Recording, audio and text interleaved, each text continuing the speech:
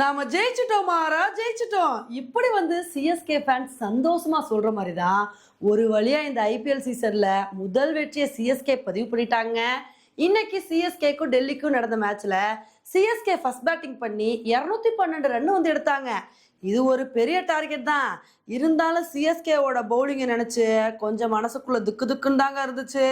CSK எங்க பவுலிங்ல சொதப்பிடுவாங்களோ அப்படின்னு எதிர்பார்த்தோம். ஆனா சும்மா சொல்லக்கூடாது, இன்னைக்கு நல்லா தாங்க ஸ்டார்ட் பண்ணாங்க. கலீல் அகமது கேஎல் ராவோட விக்கெட்டை ரொம்ப வேகமாகவே எடுத்தாரு. அதுக்கப்புறம் அன்சுல் கம்போஜோட பால்ல பத்தும் நிசங்காவோட அழகான கேட்சை கலீல் அகமது மிஸ் பண்ணிட்டாரு. ஐயையோ போச்சு, இன்னைக்கு விட்டது கேட்சா இல்லை மேட்சா அப்படின்னு சொல்லிட்டு பயந்துட்டு இருந்தோம். எதுக்கு கவலைப்படுறீங்க, அடுத்த பால்ல நான் கேட்ச் பிடிக்கிறேன் அப்படின்னு சொல்லிட்டு பிரேவிஸ் அதே பத்தும் நிசங்காவோட கேட்சை பிடிச்சிட்டாரு. பவர் பிளேக்குள்ளே 2 விக்கெட் போயிடுச்சு. இப்படியே கண்ட்ரோல் பண்ணிடலாம் அப்படின்னு சொல்லிட்டு எதிர்பார்த்தோம்.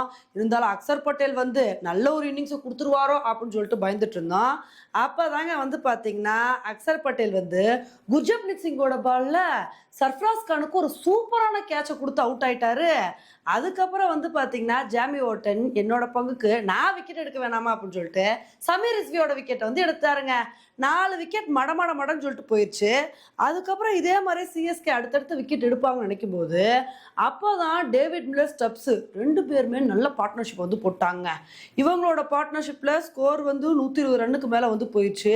என்னப்பா இவங்க இப்படியே கண்டினியூ பண்ண விட்டுட்டா ரொம்ப கஷ்டமாயிரும் அப்படின்னு நினைக்கும் போது அப்பதாங்க இந்த வரேன் அப்படின்னு சொல்லிட்டு ஜேமி ஓட்டன் மனுஷன் டேவிட் மில்லரை போல்ட் ஆக்கிட்டாரு. அதுக்கப்புறம் அசுதோஷ் சர்மா அவரும் அதிரடி காட்ட ஸ்டார்ட் பண்ணாருங்க. 2 6 எல்லாம் அடிச்சு பட்டை கிளப்பினாரு. அவரோட விக்கெட்டை நான் எடுக்கிறேன் அப்படின்னு சொல்லிட்டு நூர் அகமது அசுதோஷ் சர்மா தூக்கிட்டாருங்க. அதுக்கப்புறம் நபியோட கேட்சை அகில் ஹுசைன் சூப்பரா பிடிச்சிட்டாரு. என்னதான் ஒரு பக்கம் விக்கெட் போனாலும் கடைசி 2 ஓவர்ல 32 ரன் எடுத்தா வின்னு அப்படின்ற சுச்சுவேஷன் இருந்துச்சு. அப்ப களத்துல இருந்த ஸ்டப்ஸ் ஹாஃப் செஞ்சுரி அடிச்சு நல்ல ஃபார்ம்ல இருந்தாரு. இவர் ஏதாவது பண்ணி மேட்சை ஜெயிச்சு கொடுத்துருவாரோ அப்படின்னு எதிர்பார்த்தோம். அப்பதாங்க 19வது ஓவர்ல ஜாமி ஓட்டன் ஸ்டப்ஸோட விக்கெட்டை எடுத்தாரு. ஸ்டப்ஸ் அவுட் ஆனவுடனே அதுக்கப்புறம் டெல்லினால ஒண்ணுமே பண்ண முடியலங்க. 189 ரன்னுக்கு ஆல் அவுட் ஆயிட்டாங்க. இதனால இந்த மேட்சை சிஎஸ்கே 23 ரன் வித்தியாசத்துல வின் பண்ணி இந்த ஐபிஎல் சீசன்ல முதல் வெற்றியை பதிவு பண்ணிட்டோங்க. உண்மையிலே இது சிஎஸ்கேவுக்கு தேவையான வெற்றி அப்படின்னு தான் சொல்லணும். கண்டினியூஸாக 3 மேட்சை தோத்து ஹேட்ரிக் தோல்வி அடைஞ்சோடனே சிஎஸ்கே ஃபேன்ஸ் எல்லாம் நொந்தே போயிட்டாங்க.